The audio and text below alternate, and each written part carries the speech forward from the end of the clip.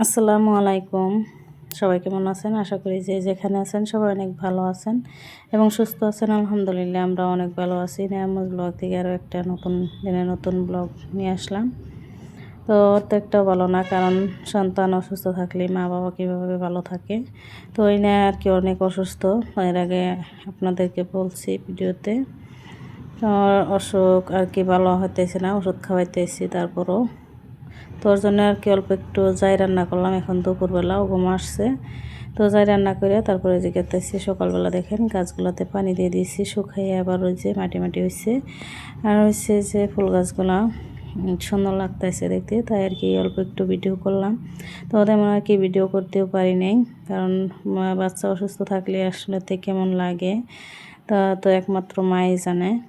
তো এই যে ঘুমাইসা পড়ছিল বমি করে একদম অস্থিরে, তারপরে এই যে হাত মুখ ধুয়ে দিচ্ছি, দিয়ে আর কি ঘুমাচ্ছিল। এখানে শুয়ে রয়েছে, তো অল্প একটু দেখতে আসলাম যে কি করে, বমি করে নাকি আবার। তারপর অল্প একটু দেখতেছিলাম, আবারও ঘুমাই গেছে, তোটা দুর্বল হয়েছে, ঘুম পাড়তাছে আর কি।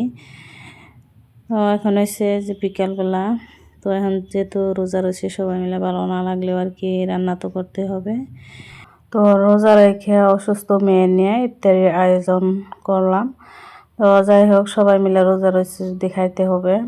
এখানে যে ছোট একটা মুরগির বাচ্চা আর কি জবাই করা হয়েছিল বাড়ির, তো এটা রান্না করে নিতেছি, মুরগির মাংস সাথে বুটটাও রান্না করে নিতেছি। আর এখানে যে খিচুড়ি রান্নার জন্য পেঁয়াজ রসুন রেডি করে রাখা হয়েছে। আর এখানে হাঁসের মাংস রয়েছে অল্প একটু, তো এই ডিভাইসকে খেয়ে নিব।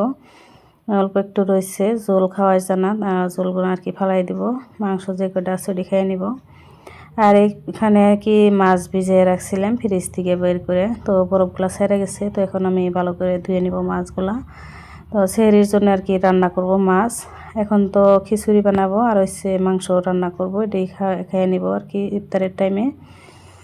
তো মাছটা রান্না করছিলাম সেহরির জন্য।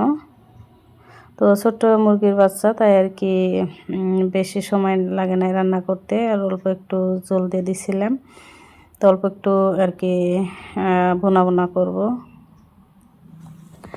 আর এখানে এসে গাছের লাউ শাক নিচ্ছি, আর সিম আলু দিয়ে রান্না করব, মাছ দিয়ে পুরো মাছ। তো কী দিয়ে রান্না করব ভাবতেছিলাম, কি খাইলে ভালো লাগবে। আসলে তো রোজা রাইখা কিন্তু শাক ভর্তা এসব খাইতে মন চায়, তো অন্য সবজি খাইতে মন চায় না।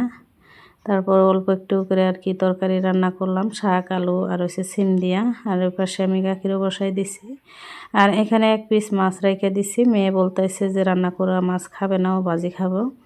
তারপরে যে ইফতারে সব কিছু আর কি রান্না করা হয়েছিল, তো একটা ভিডিও করি নিকে সব কিছুই, কারণ নাই অনেক অসুস্থ, তো ওর কাছেও যেতে হয়, আবার রান্না করতে হয়। আবার ওর ফুবু আছে আর কি, ওর দেখার জন্য আর কি, ওর ফুবু দেখে। তারপর অসুস্থ থাকলে কিন্তু বাচ্চারা কার কাছে যাইতেছে না, মাও ছাড়া। তারপরে যে রান্না করলাম আগের দিনের আর কি, সেমাই আসছিল, বড়া আসছিল, আর আজকে বুট খিচুড়ি এইসবই আর কি বানানো হয়েছে, মুরগির মাংস। তো এখানে ইফতারি সব কিছু রেডি করে নিয়েছি। সবাই আমার মেয়েটার জন্য দোয়া করবেন। আসলে তো এখন পর্যন্ত হয়েছে, এখানে জন্মের পর থেকে এতটা অসুস্থ হয় নাই কোনো দিন। তো আল্লাহ তাড়াতাড়ি সুস্থ করে দিক আমার মেয়েকে। তো আমার মেয়ের জন্য সবাই দোয়া করবেন।